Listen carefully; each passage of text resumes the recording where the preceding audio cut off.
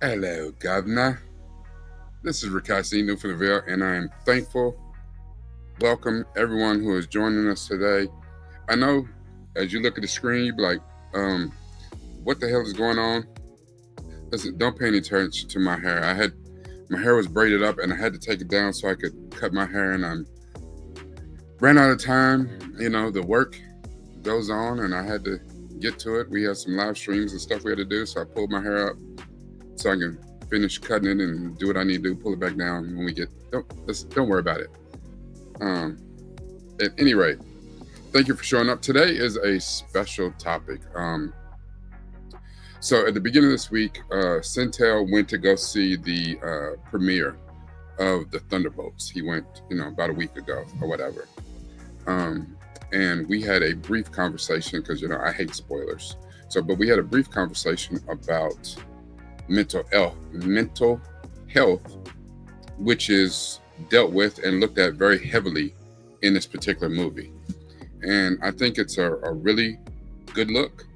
And I thought that based on some of the things that we watched here recently, there's actually an excellent topic to jump into and have a little bit of a discussion. So, all right, I see you just showed up. So, hello, Gov. Hey, what's going down, man? Sorry, it took me a second to get in here. I had, you know how they got to sign out and then sign back in again. For whatever reason, my cache got deleted, so it took me a second to get all the credentials to get back into StreamYard. I was like, I'm supposed to be on set. Wait a minute. What's going on, man? Happy Friday to you, brother. No, I understand completely. My little raggedy laptop, I feel like I need to, every stream we do, I need to send out a special plea. It's like, please, sir, please, if you can only donate 17 cents here, I'm gonna call my laptop little umfufu. So no, I get it. Dude, I was leading in with telling them about how we had a brief discussion about the need for mental health and how that kind of arose out of your when you went to go see the premiere of Thunderbolts early in the week. Yes. Yeah. The Thunderbolts, first off, it's a very, very good, one of Marvel's better films that we've seen in quite some time. And one of the things that make the Thunderbolts really good, this isn't a spoiler, is that it deals with mental health issues. It deals with depression. It deals with loneliness. And it's one of those projects that is perfect for the time that we're in now, especially when screens and isolation take up a vast majority of our time. And it nails it. It does a very good job of talking about relevant social issues with a candy wrapper of a superhero film. Like you said, Rikai, we talked about it, and it was like, it's good to see art make the effort to talk about social issues, social change, and we've seen other instances as well where mental health has been talked about through some of these series and movies that we watch. Now, I think one of the reasons that I wanted to, and actually this particular topic was your suggestion after watching the movie, so thank you for that. Yeah. All of the things that we've reacted to over the years and stuff, there has been, I don't know, maybe a push in Hollywood to recognize and deal with your character's mental health. TV movies are supposed to be a distraction. They're supposed to be a release from your normal life. You go to those to kind of unplug, and you're going to get entertainment. But what does that mean when the things that are supposed to be entertaining you are going through some of the same, if not worse shit than you going through? Like, am I being entertained or am I being reminded about my damn life? Jesus, gotta watch this and take a bottle or something, take it to the head. I try to get away from my real life, and this damn character is depressing the shit out of me. Like, well, there is that bit of a concern. Like, we just got done watching Andor, and there's an episode in Andor that is out of the norm for the Star Wars universe. It deals with SA, with a type of assault. I think we won't get flagged if we say sexual assault. It deals with that, and that's just not like one of those spaces that you would typically see that story or that issue being told. And on social, some people felt some kind of way about that. And it was like, nah, not in my Star Wars. I don't really want that. And on the flip side of that coin, there's other people that are saying these are real issues. We should talk about it. And we're talking about the Empire and how evil and dastardly they really are. So let's not sugarcoat it. Let's put this into the mix so you can get a good idea of just how dastardly they are. But you said something that I think is interesting to that conversation, and that is sometimes we go to these shows, movies, to escapism. That's one of the things that we go for. And like you said, sometimes you don't necessarily want to walk into something that you're already dealing with at home. So time and place can be really, really important regarding it. Like, how do you feel like maybe should there be, how like back in the day, they still do it. They'll say like, warning, this show is going to deal with violent content or things sexual in nature. I feel like we don't really see that as much anymore because stuff is just so commonplace. Should they bring that up a little bit more, in some of this content that we watch to give people an idea? Because I'm sure people will go into Thunderbolts expecting to see, your typical summer popcorn film, and then they may be shocked to reveal that, they're seeing something that's a little bit darker in nature. It's hard to say because art imitates life, and it would be disingenuous if we watched a bunch of stuff that doesn't have any parallels or have anything to do with the life that we live. Like, yes, I know that I don't live on a planet on the outer rim of the galaxy, and I'm not a space wizard with a laser sword. I don't shoot laser guns. I get all that. Right. So there is that release. But in the same way, people are people, whatever, creatures, aliens, whatever, people are people. And of course, they're going to deal with some of the same things that we do. So I think it's wise. And I think as long as it's not heavy handed, like you preaching to me, I think it's okay if, unfortunately, a lot of people that they learn through watching, and by watching these mediums that are entertainment, sometimes we forget the fact, or we take out the fact that the people writing them, they're writing them from the aspect of, this is what was going on in my life. This is why I'm writing about this, because this is my form of therapy. I'm writing about it, so I'm making the character go through it. Right. You have to understand that it's also a bit of education. I've for a long time called it edutainment. It's educational entertainment. Sometimes you get some of it. Sometimes it's just popcorn fodder. Turn your brain off and enjoy, that, one of our stars or whatever, who's the guy at the moment, Jason Statham or somebody, they'll shoot 7 guns with 14 bullets, but they'll kill 197 people. Like, okay, whatever. Okay, so, I was like, this dude has fought 2 whole armies from 2 countries, and he got a scratch on him when he cut his finger when he was getting in the car. Like, okay, yeah. Is there a show, just curious, we can just start from anywhere, is there a show that kind of like stands out regarding dealing with like mental health or loneliness or something? One of the first ones that kind of pop up is what is it, Eternal Sunshine of a Spotless Mind. That's the name of it. It took me a second. My brain is kicking in gear. Dealt with loneliness in a way. Oh, really? I've never seen it. Yeah. Oh, okay. Well, I don't want to say Jim too Carrey, much. Right? Yeah, it's Jim Carrey, and it deals with. I've never seen it. I heard it was excellent. Never seen it. Excellent. It's excellent. It's one of the first movies that I had seen that kind of deals with a little bit darker topics regarding loneliness, learning how to live on during tragedy. How do you rebuild yourself? Forgetting things that are important, rebuilding memories. It's really genius. I don't want to say too much because me and you were going to watch that movie. But that was one of the first ones that kind of like popped up, was Eternal Sunshine of a Spotless Mind for a movie.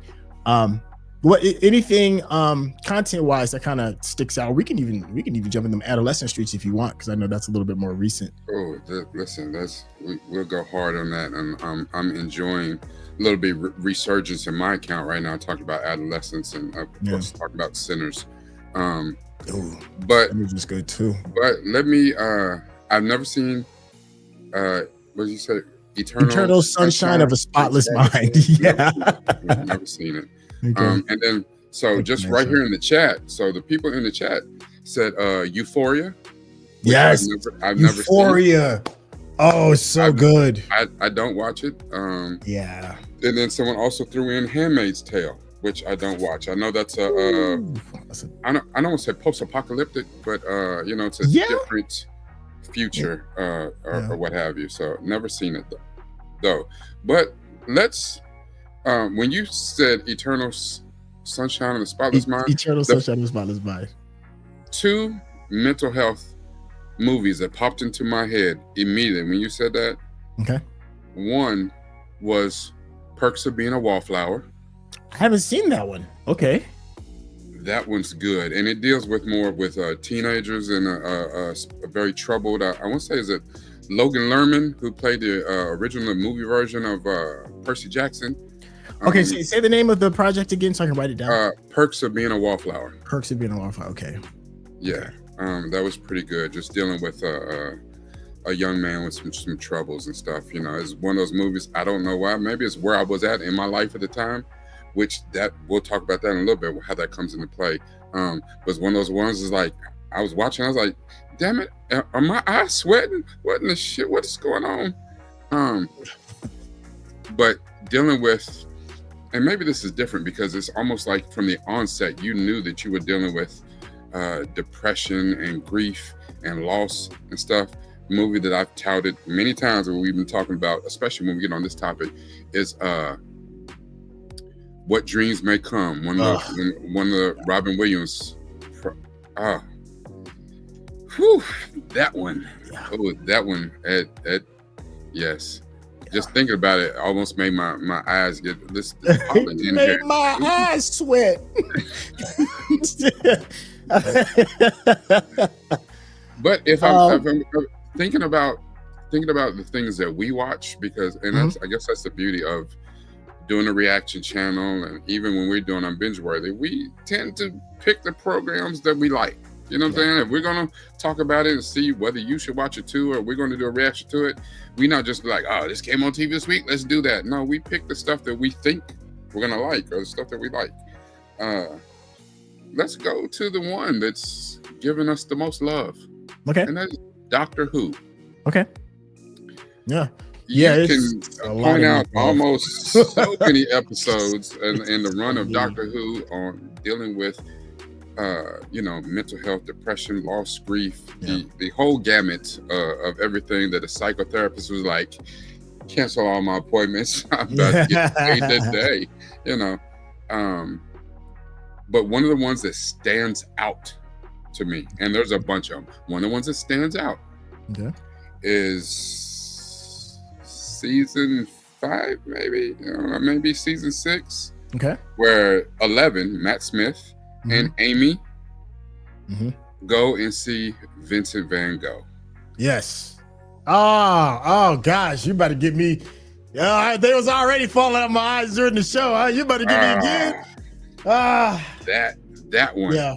Because, and I think it's one of those things too, is because we go into the episode. Yeah. Knowing who Vincent Van Gogh is, knowing, his genius, his talent, but also that he was a tortured artist. He had a tortured genius.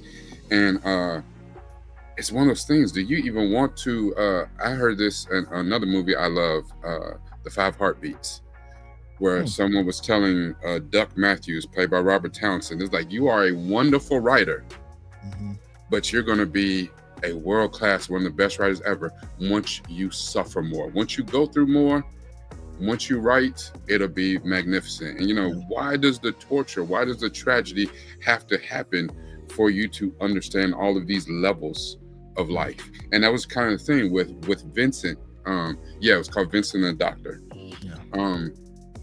The depression that he was feeling, and we go into the episode, we know that without giving a spoiler, and if you haven't seen our reaction or my deep dive to it, you still need to go and watch those. But he was dealing, there was an alien on the planet that was helping in that depression. He met Amy, and he fell in love with Amy, and we get it, sure, right, okay.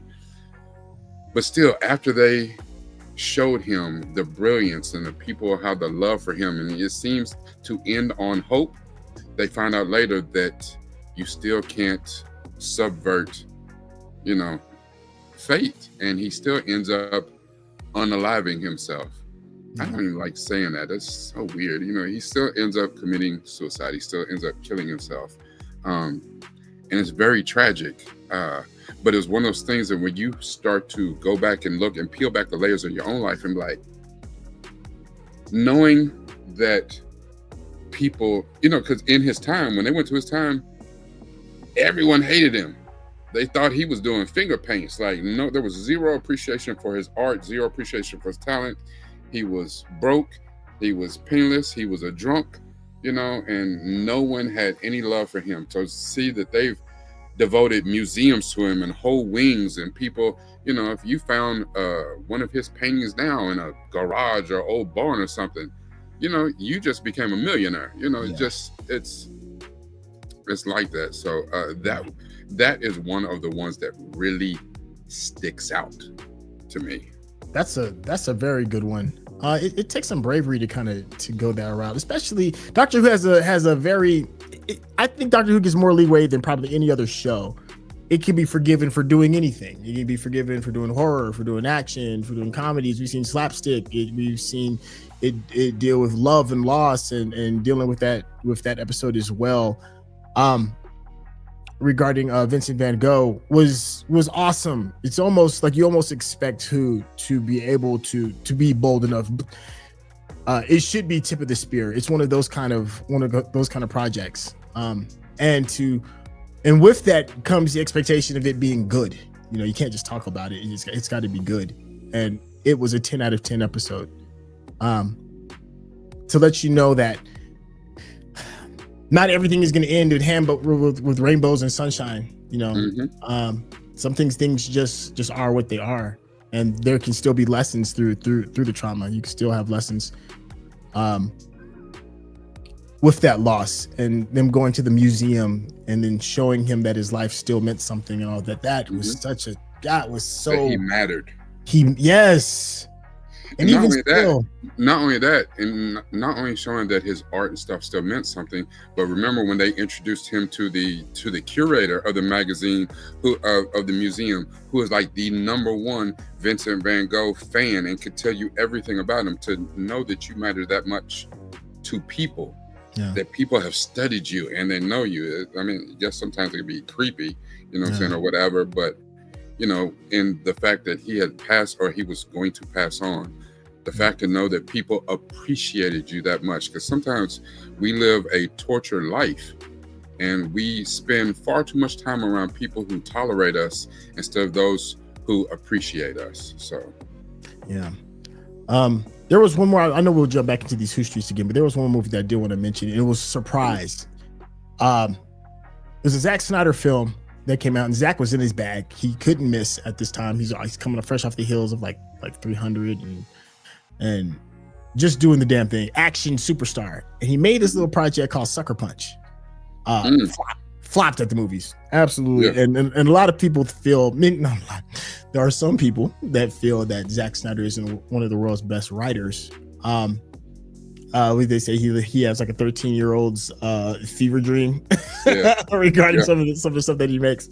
But I'd give him this. He was brave enough to use his fame and for people coming to see the spectacle, which Zack Snyder is a master craftsman at creating spectacle, to tell a story about mental health. It's Sucker Punch. It looks beautiful. It's just eye candy galore. And it has some really deep substance because it's dealing with these women that are in an insane asylum, and them living out like these dreams and these fever dreams, and them being like heroes and being turned to something else. It was a very bold move from somebody who might not have had the technical capacities to tell that story, but I do tip my hat to the fact that he was willing to bet his social capital to tell something that he thought was going to be important. It just didn't necessarily deliver. But that was one of the few movies where I had seen where somebody kind of doing what Andor is doing, took something that you're not really necessarily expecting to get that type of messaging, but you give it anyways, and you kind of got to see how people kind of like digest it. We're still in the process of seeing how people are digesting Andor, and I know Sucker Punch, I think it was considered a flop. I think it flopped at the movie theater. It was, because people weren't ready. People weren't ready to hear that message, and unfortunately, I just don't think he was a savvy enough storyteller to craft it in a way that could convince people to actually pay attention. Well, part of that too is also in the story that you tell. I have to, I guess, make a judgment about the story in its entirety. Mm-hmm. So you can't. What were we watching? We're watching The Studio. Okay. Remember, and I think it was one of these recent episodes, and they did this. They were telling this poop apocalyptic, where zombieism was spread through diarrhea of the zombie. It's something that's completely insane, run by Johnny Knoxville and the Jackass people.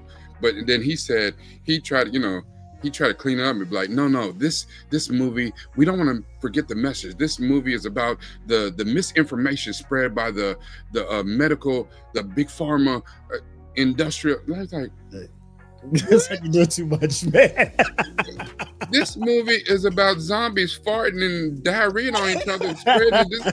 What are you talking about? No, it's about the misinformation of the medical. Like, boy, if you don't stop. See, like, even if you told me to my face, the people who wrote the movie, made the movie, and said, this is what the movie's about, I'll just look at them like, are you out your damn mind? I don't see that. And I think that's part of the problem, with Zack Snyder.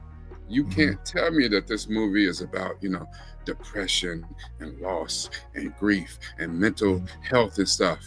But we're going to set it up in an insane asylum, and I'm going to have the guards assaulting the young female ladies because they have to be scantily clad. Yeah. And they're going to, and if we see some TNA, I'm all good with it because that's what I do in my movies. No, boy, stop. Like, I can't take you seriously, and this is how you're presenting the message to me. You can't give me caviar, but put it in, in a hubcap tray. Like, no, I don't. That's not a 5-course meal. Like, it's it's like, it's a good try. I see what you're trying to do, but then you have like movies that are like right on, hit the nail right on the head. Movies like A Beautiful Mind. Like, it's, exactly what you're walking into, and there's no like a bait and switch. I feel like Sucker Punch was a bit of a bait and switch. It was advertised as one thing, and then when you get in the theater, you're seeing something a little bit different. I think a movie that was beautiful that dealt with mental health, but not from a negative point of view, because most of the time, you deal with the darkness in mental health. And I thought a movie that was beautiful that dealt with it is, what is the name of that movie? The dude, he was like stranded on a lifeboat with the tiger. Life of Pi. Life of Pi. Yeah. That was a beautiful attempt at talking about mental health in there. And it wasn't about the darkest place, because most of the time when we talk about mental health, we go dark. You deal with the darkness, and maybe spitballing, but maybe that's because most people don't have a real idea of how to deal with it, because it definitely is an issue. And I am a firm believer. I'm not only a client, but I'm the president. I understand that needs to be addressed, especially if you don't know how to deal with it. But mental health aspects can also have a wonderful connotation and stuff. There's a lot of people on the spectrum and stuff that, as people, we don't know how to deal with, because they're not, and it's not like somebody who is on the spectrum should, like put a sign on them like, hey, I'm autistic, you have to deal with me this way. A lot of us are assholes and don't really even take into account and consideration how other people have to deal with, because maybe you don't see them as people. I don't know. But, I'm sorry to me to cut you off. I had a quick moment. No, go ahead. No, because I was probably going to go down a rabbit hole. Shit. There are impactful movies that deal with mental health. And one of them kind of deals with what you're talking about. Two of them kind of the same thing, right? One is Forrest Gump, because it's obvious Forrest Gump he's got some struggles with how he sees the world as compared to how he's neurodivergent. Because they don't classify what he is.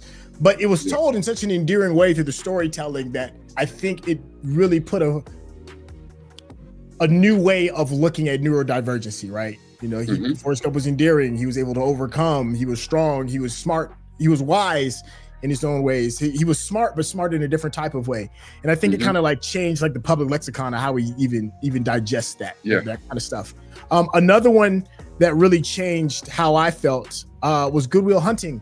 The relationship with Robin Williams as a therapist, right? You know, it's like, well, at least from me where I came from as a kid, you know, therapy just isn't an option. You know, you deal with it. You're a man. You deal with it. You know. Yep. You need to talk to somebody. Talk to Jesus. You better go to church. Yeah. So when Good Will Hunting came out, you know, it felt like a little bit of a safe space to hear the conversation. And Robin Williams does an amazing job. In that moment, in the moment when he says, you know, we all know the moment. It's not your fault. Like that. It wasn't a dry eye in the theater.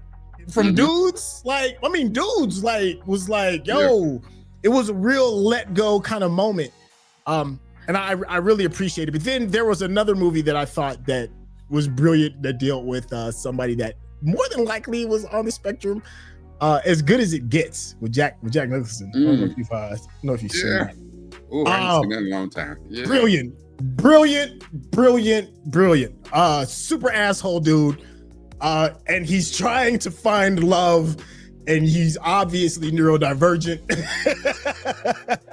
And you're seeing this woman try to kind of like maybe understand him. Maybe, I don't know. I don't want to say anything to ruin it, but it put, you know, neurodivergent people on the map, and we could get a chance to see, you know, how they navigate their mental health issues in our space through their perspective. So those are three that kind of like really like stood out for me. All right, I'm off my soapbox. No, I love it. So and this is going to be important coming back to it. So I brought up What Dreams May Come, and then you brought up Good Will Hunting, both Robin Williams movies. Which is I think what makes both of those movies super important, hindsight being 2020, is looking back at that and knowing how amazing he was in What Dreams May Come, how amazing he was as the therapist in Good Will Hunting, but then now knowing what he was personally going through, and he ended up unaliving himself. And it's one of those things, is like, you may give the best advice in the world, and it's one of those things that you can't even take your own advice. You know, I remember the first time I sat down with my therapist, I asked him, if you have a roster, you know, client, a full schedule every day of talking to people and talking through their problems. And some people have severe problems. And I know that when I started talking to them, my problems, they were severe to me. Shit, it was life-altering, life-threatening at that time. Who the hell do you talk to? Like, you know what I'm saying? Like, it's just like, if you deal with other people's problems, like you see it all the time in firemen who they can get this hero complex because all they do is save people, but they run into danger every day. Policemen who walk the street and they run into dangerous situations, or they're so busy almost not seeing people and seeing criminals, seeing potential problems, seeing potential crimes. It's hard to, you know, you compartmentalize. How do you, you know, I asked my therapist, like, who do you talk to? And he said, you know, he had a mentor that he was his therapist. And I was like, okay, I can come to you. Because if you told me you ain't talk to nobody, I can't talk to you. You know what I'm saying? You can't sit up here and tell me like you perfect, you ain't got no problems, I got this all worked out. There's no way in hell you could hear people's shit all day and not be covered. Like, stop it. I think like, don't they have to have somebody else that they talk to? I'm not sure. I don't know. I'm not savvy on how it works. And I would think a good one would, but I don't know what they have to do. So Okay. I'm not aware. Here's what I was going to say. The reason why I thought Good Will Hunting was a great example, Okay. because it's also a false positive. And Okay. what I mean by that, especially, is if you start dealing with, in the mental health realm, and you start dealing with people who are on the spectrum, Okay. whatever Will Hunting or whatever his name was up here. He's at the top. And a lot of times in the movies, they show the top of the scale. And in reality, that is very few and far between. It's more of a rare thing than a common thing. Most people are very even keeled or even lower on the spectrum than up here at the level. But I think another one that was positive and gave hope, very much the same as Will Hunting, Good Will Hunting. And after I finish this point, I want to bring in our guest with us. Okay. Was one of the greatest TV series that you may not have watched. Okay. I know you watched it. You did a wonderful reaction to it. Okay. Extraordinary Attorney Woo. Oh, yeah. Brilliant. Yeah, Brilliant. and you know, just yes, filled with love. Yeah. Yeah. And the thing is, she was a high functioning autistic person, and they even had a great episode in there where she had to go in and defend, you know what I'm saying, someone who was on the very opposite end of the scale of her. And even that young man's parents resented her because the thought is, okay, I found out that my child is autistic. They want, or they've heard about children like Extraordinary Attorney Woo, and they got the opposite. So they had a certain resentment for their child he was a grown man, but he was about 3 years old in his actions, and they couldn't relate to him. They couldn't talk to him. They couldn't connect with him. And they had a resentment towards their son, towards her as an attorney. Like, it was really interesting to see. It's a fantastic series. And if you don't personally know or don't really have a real understanding for how people in that space operate, I would suggest watching that particular series. Yeah, it's like if you're a fan of like Ted Lasso, you want to go into something and feel good. It's a very good feel-good series that deals with real issues. I know you're about to bring everybody in, and while you bring everybody in, I just wanted to address this question from Daniel Sharp. Thank you, Daniel, who said maybe a bit out of left field. What about mental health in Batman media? Is Batman insane? Is the Joker just a misunderstood mentally ill man? Example, the Phoenix Joker movie, number one. Batman is probably the better examples of mental health issues being told in comic media. That's kind of like one of the things we kind of kicked off with this. We were talking about, those that are coming in a little bit late, we were talking about the Thunderbolts movie and how if you're not aware, it deals with mental health, depression, loneliness, dealing with loss and all of that. It's pretty heavy, even though it is a comic book movie. And then we're here talking about the king of mental illness, and that is the Batman universe. Guy, I know you definitely feel some kind of way about Batman. So I'm gonna go ahead and just pass this directly to you because I know you're gonna have some fun with this one, man. Go for it. You know what? I'm not gonna go in on Batman today. I swear. And this is probably, of all days to ask me a Batman question, this is probably not the day. I've been watching Ace Vane all morning. Listen, I love Ace Vane. I do. Here's the thing. I watched somebody that had a series. They were having a discussion, very much the same as we do, and they were talking about Batman the other day. And I was like, he said something. I was like, I've been saying that, but I never, said it on camera. One thing is, he's like, I don't have any respect for Batman. And the people are like, why? And he said, because Batman is a billionaire and he runs the same circles, as the powerful and wealthy. But instead of using all his power and wealth to fight, real crimes, things that are a crime to everyone in the United States or everyone everywhere, corporate inefficiency, corporate whatever. Nope. He puts on a suit and uses, billions of dollars in R&D to go fight people who snatch purses and sell crack on the corners, and he beats up poor people. And I was just like, you got damn right, And they do little things in the episodes that show you, it's like, hey, the Wayne Foundation's on the side of right, and they built an orphanage, and they're doing a clean energy initiative in Gotham or whatever, and that's the thing that got his parents killed. So he's always on the side of right. But then he takes his rich ass, and for a hobby at night, he beats up poor peoples in the slums of Gotham. So you really put a man in the ER for selling a nickel bag of weed, right? Yeah, that's what we're doing. Where is he? Like, bro, I just got a nickel bag, man. The Joker just killed a whole arena full of people. You know what I'm saying? He'll slap them around and throw them in Arkham, and the Joker be out next week type shit.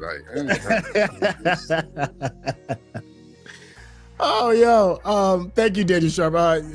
And also, it's always good to hear from you, brother. You always bring some really thought-provoking questions. So who we got in here, Rakai? We welcome some, if you're not new to this, then you know who this is. So Sherelle and Frank, thank you so much for being a part of this very important conversation that we're having. Hi Sherelle, hi Frank. Hey. Wait, so then they need their get in. Hold on. Yeah, get it. There we go. Okay, there we go. Y'all good now? There we go. I saw Sherelle in the back, and she had turned on her camera for a few minutes, and she's like, not today.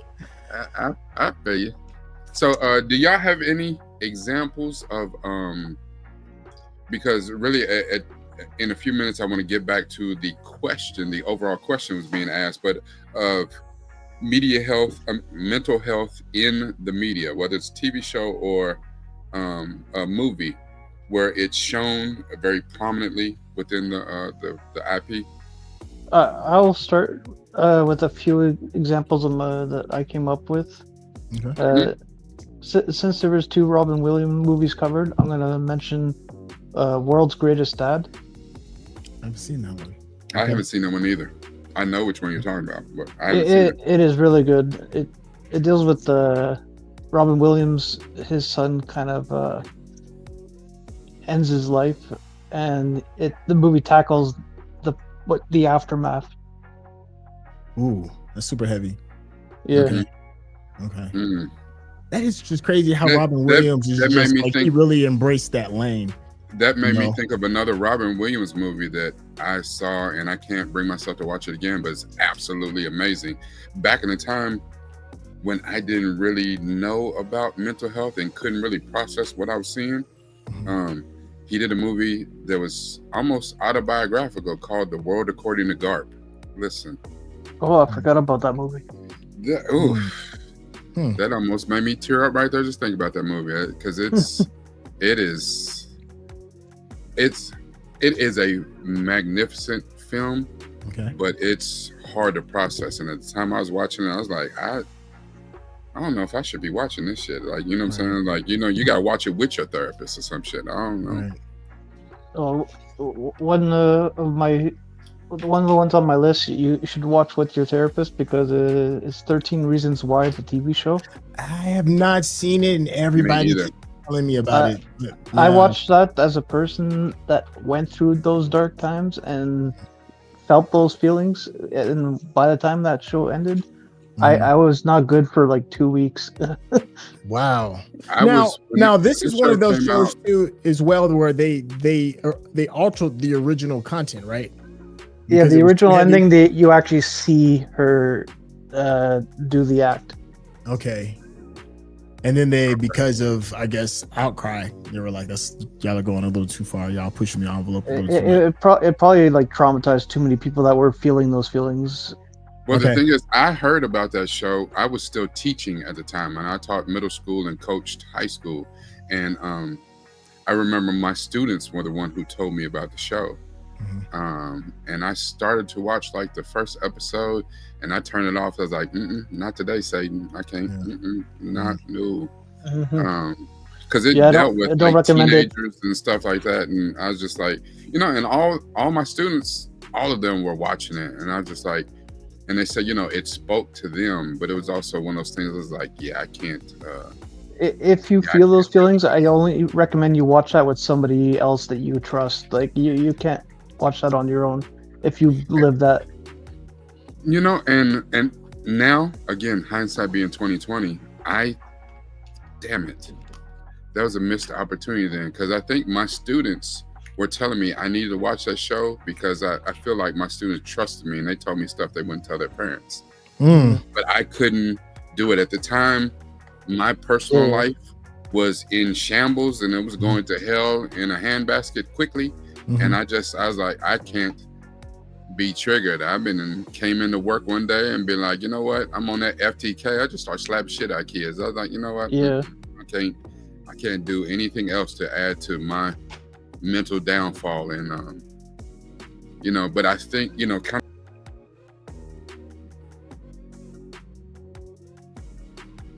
Yeah. All right. I do. Listen, this is, if y'all don't know, I live in Louisville, Kentucky, and this is the one weekend of the year that Louisville, Kentucky gets all the spotlight in America. The Kentucky Derby is tomorrow. Yes, Derby, the most exciting 2 minutes in sports. So the city is popping, and I got stuff to do today. I'm going to get outside and touch grass today. Hallelujah. I was like, I'll never get out.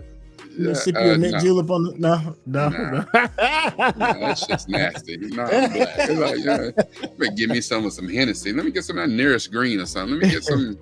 Yeah. So anyway, but that's why we're gonna.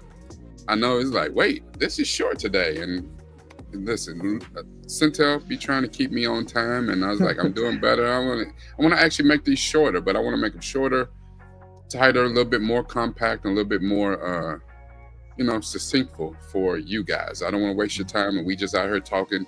Rakai won't shut the hell up because he love, talking. But thank everyone for showing up as usual. I appreciate you guys so much. And I'm going to put it out there today because since we're live, so people will see it and I'll post. But within the next few days, I will probably hit about 1,500 subscribers. So that's a big deal for me. I'm going to celebrate the wins when I can get them. So yeah, we on the move.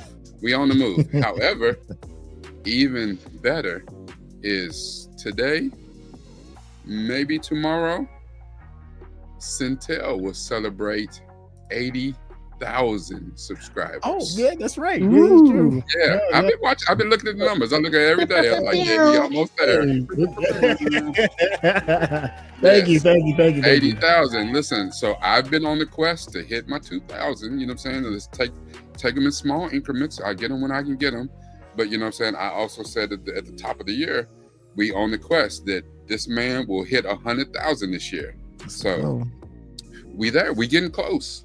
I figure if my math is mathing, Centel does about 100 subscribers a day.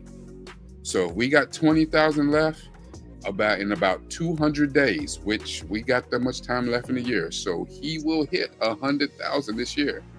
And if y'all continue to like, comment, share these, he'll hit it even faster. So thank you everyone for showing up. We'll be back next week for our regular live stream at 12:30 Eastern, and continue to show up to Centel's YouTube, to his Patreon. Join the Discord if you haven't. And if you got some time, a few extra shekels, you can stop by my Patreon, stop by my YouTube if you're not subscribed. If you're not subscribed, come on, what are you doing with your life? But anyway, as always, everybody on this panel, we use this. You heard it. Sure. But even better than that, everybody on this panel also uses this. Thank you, chefs. Thank you, Chef. All right. And we'll see y'all next week. We out here. We out here. I'm getting ready to be out here in these streets.